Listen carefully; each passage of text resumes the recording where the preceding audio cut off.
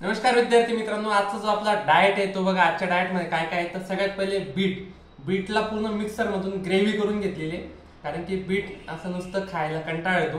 त्याच्यानंतर आहे आपल्याकडे हळदीचं दूध आहे. हे कच्चं दूध आहे, याला आपण तापवलेलं नाहीये. त्याच्यानंतर आहे आज आपण उडीद डाळच्या ऐवजी आपण मठ भिजत घातले होते आणि सोबत आहे गूळ. त्याच्यानंतर आहे बोर, सध्या सिजनेबल फळ आहे. केळी वजन वाढवण्यासाठी फायदेकारक आहे. त्याच्यानंतर आहे स्ट्रॉबेरी, लाल फळ फायदेकारक राहतात.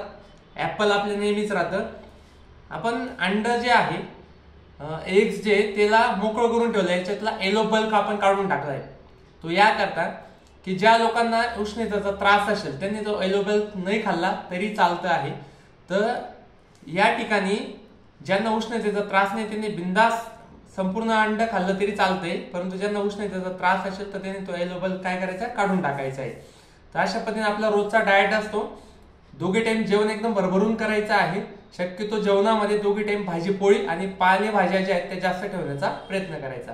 तर व्हिडिओला कमेंट टाका, त्याच्यानंतर लाईक करा, सबस्क्राईब करा आणि मैदानी तयारीसाठी 9970650363 या नंबरला कॉन्टॅक्ट करा, कारण की सध्या पोलीस भरती साधारणतः एप्रिल किंवा मे मध्ये एक्सपेक्टेड आहे. तर थँक्यू सो मच.